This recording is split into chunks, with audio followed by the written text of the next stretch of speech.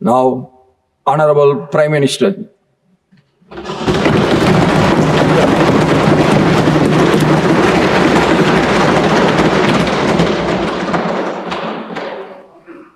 आदरणीय सभापति जी,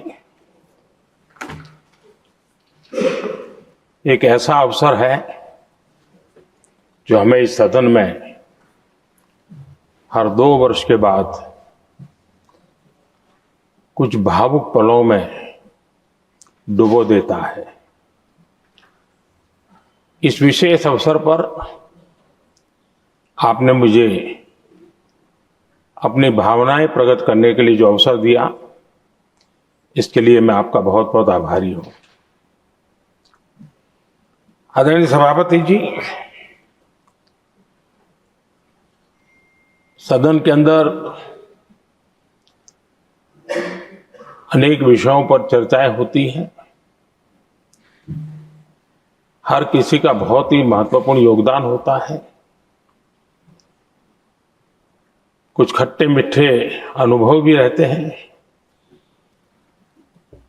लेकिन आज जब ऐसा अवसर आता है तो स्वाभाविक रूप से दलगत भावना से ऊपर उठ करके हम सबके भीतर एक समान भाव प्रकट होता है। यार, ये हमारे साथी अब किसी और विशेष काम के लिए आगे बढ़ रहे हैं।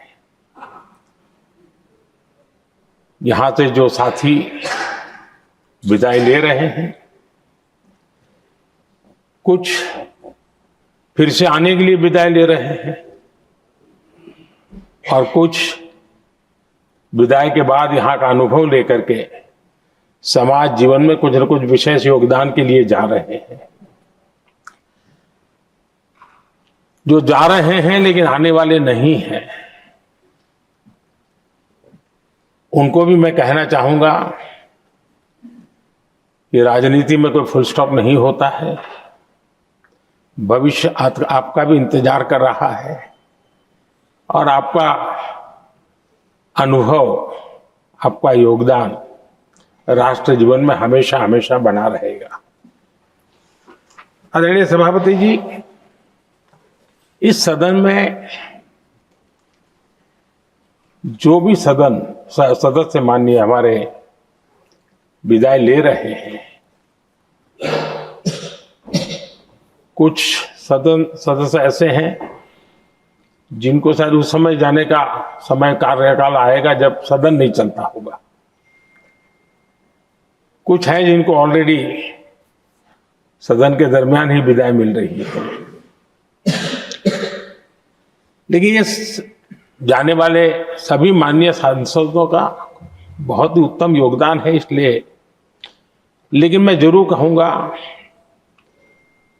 आदरणीय देवगौड़ा जी, आदरणीय खड़गे जी, आदरणीय शरद पवार जी, ये ऐसे वरिष्ठ लोग हैं जिनके जीवन का आधे से अधिक उम्र संसदीय कार्य प्रणाली में गई है और इतने लंबे अनुभव के बाद भी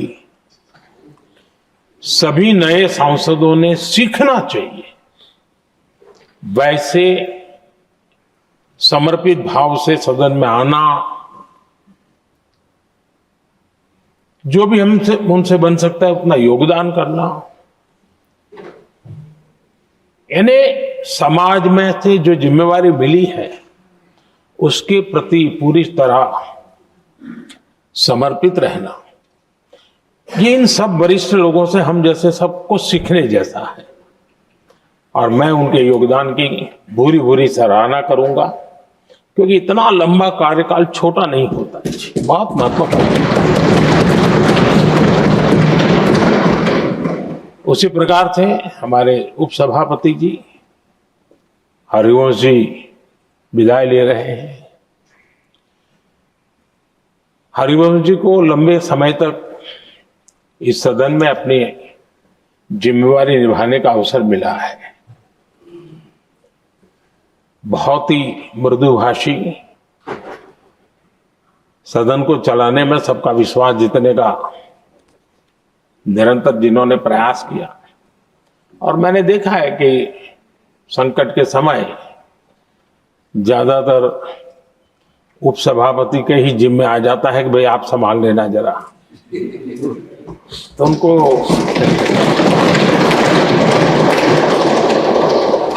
एक लंबा एक्सपीरियंस होता है, सबको जान भी लेते हैं, भली बात ही जान लेते हैं। लेकिन उनका भी योगदान, और जब भी, और मैंने देखा कि जब सदन का समय नहीं होता है तो देश के कोने में कहीं न कहीं वो यूथ के साथ मिलना जुलना, देश की परिस्थितियों के संबंध में उनको अवगत कराना, उनमें एक देश के प्रति संवेदनाएं पैदा करने का वो निरंतर काम। वे कलम के धनी तो है ही हैं, लेकिन कर्म कठोर के नाते भी मैं कहूंगा कि उन्होंने भारत के हर कोने में जाकर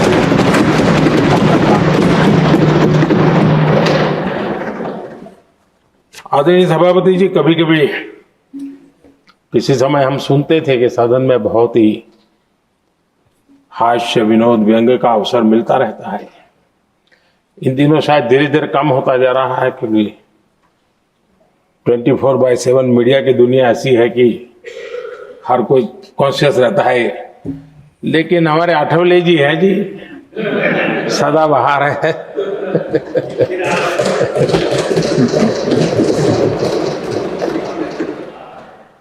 आठवले जी जा रहे हैं, लेकिन यहाँ पर किसी को खोट महसूस नहीं होगी, वो व्यंग्य विनोद भरपूर परोसते रहेंगे, जब ये पूरा भरोसा है। आदरणीय सभापति जी, सदन में से हर 2 साल के अंतराल के बाद एक बड़ा समूह हमारे बीच से जाता है, लेकिन ये ऐसी व्यवस्था है कि जो नया समूह आता है उनको बाकी जो लंबे समय से 4 साल से बैठे हुए साथी हैं, अनुभव है, नए लोगों को तुरंत उनसे कुछ न कुछ सीखने का अवसर मिलता है। और इसलिए एक प्रकार से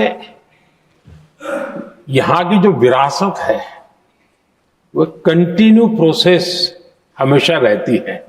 ये बहुत बड़ा लाभ होता है। मुझे पक्का विश्वास है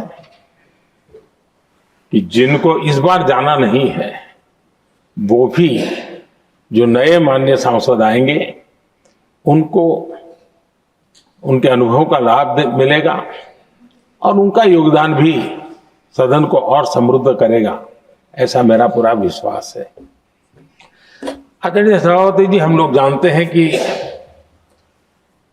जीवन में या सार्वजनिक जीवन में जब भी कोई महत्वपूर्ण निर्णय करना होता है तो परिवार के लोग बैठ करके मन बना लेते हैं कि ऐसा करना है, लेकिन फिर भी कहते हैं अरे ऐसा करो, उनसे जरा पूछ लीजिए, एक सेकंड ओपिनियन ले लीजिए किसी वरिष्ठ से। और घर में वरिष्ठ नहीं कहेंगे, मोहल्ले में देखो भाई वो काफी अनुभवी है, जरा उनसे पूछ लो पर उनका मन क्या करता है। अगर कोई बीमार है तो भी कहते हैं यार ऐसा करो भाई, एक और डॉक्टर से जरा ओपिनियन ले लो। सेकंड ओपिनियन का बहुत महत्व होता है। मैं समझता हूं हमारे संसदीय प्रणाली में ये सेकंड ओपिनियन की बहुत बड़ी ताकत रही है। एक सदन में कुछ निर्णय होता है, दूसरे सदन में फिर आता है सेकंड ओपिनियन के लिए। अगर इस सदन में होता है तो उस सदन में जाता है सेकंड ओपिनियन के लिए। और ये सेकंड ओपिनियन उस सारी बहस को, उस सारे निर्णय प्रक्रिया को एक बहुत बड़ा नया आयाम दे देती है। और वो मैं समझता हूं कि हमारी निर्णय प्रक्रिया को समृद्ध करती है। तो इसलिए सदन में जो माननीय सांसद बैठते हैं उनके लिए एक खुलापन रहता है जो चलो इस सदन में नहीं तो उस सदन में एक अच्छा ओपिनियन नया आएगा, उस सदन में नहीं तो इस सदन में एक नया ओपिनियन आएगा। तो ये सेकंड ओपिनियन ये हमारे लोकतंत्र में एक बहुत बड़ा कंट्रीब्यूशन है, जो जिस विरासत को हमें संभालना, हमारे जो माननीय सांसद विदाई ले रहे हैं उनका तो योगदान रहा ही है और इसके लिए भी मैं उनका साधुवाद करता हूं। आदरणीय सभापति जी, जो हमारे माननीय सांसद विदाई ले रहे हैं, बहुत आने वाले दिनों में तो शायद ये अवसर रहने वाला ही नहीं है, लेकिन ये माननीय सांसद ऐसे हैं कि जिनको पुराने संसद के भवन में भी बैठने का मौका मिला और नए संसद भवन में भी बैठने का मौका मिला। उनको दोनों इमारतों में उनको राष्ट्र के कल्याण के लिए अपना योगदान देने का अवसर मिला है और उनके कार्यकाल में ही उनको इस नए सदन के निर्माण प्रक्रिया में और नए सदन की निर्णय प्रक्रिया में भी हिस्सा बनने का अवसर मिला है। वो एक विशेष उनके जीवन में याद रहेगी, नई स्मृति रहेगी। आदरणीय सभापति जी, मैं सभी माननीय सांसदों के, और मैं मानता हूं कि ये सदन अपने आप में बहुत बड़ी ओपन यूनिवर्सिटी है। राष्ट्र जीवन की कई बारीकियों से परिचित होने का अवसर सदन में प्राप्त होता है। एक प्रकार से हमारी यहां शिक्षा भी होती है, हमारी दीक्षा भी होती है। ये 6 साल यहां जो रहने का अवसर मिलता है, वो जीवन को घड़ने का, राष्ट्र जीवन के घड़तन में योगदान का तो महत्व है ही है, क्योंकि निर्णय प्रक्रिया का हिस्सा है, लेकिन स्वयं के जीवन को घड़ने का भी एक अमूल्य अवसर होता है। और इसलिए जब माननीय सांसद यहां आते हैं, उस समय की उनकी जो भी सोच, समझ और क्षमता है, जब जाते हैं तो अनेक गुना वो बढ़ती है, उसका विस्तार होता है, अनुभव की एक बहुत बड़ी ताकत होती है। अब तब जाकर के जाने के बाद राष्ट्र जीवन का उनका निरंतर योगदान बना रहे। वे अपने तरीके से व्यवस्था के तहत हो सकते हैं, व्यवस्था के तहत न हो सके, लेकिन उनका अमूल्य योगदान मिलता ही रहे राष्ट्र जीवन के निर्माण में। उनका अनुभव हमेशा हमेशा उपयोगी हो, ये मेरी उन सभी माननीय सांसदों को मेरी शुभकामनाएं हैं। और मैं फिर से एक बार सभी माननीय सांसदों के योगदान का गौरवगान करता हूं, साधुवाद करता हूं। बहुत बहुत धन्यवाद।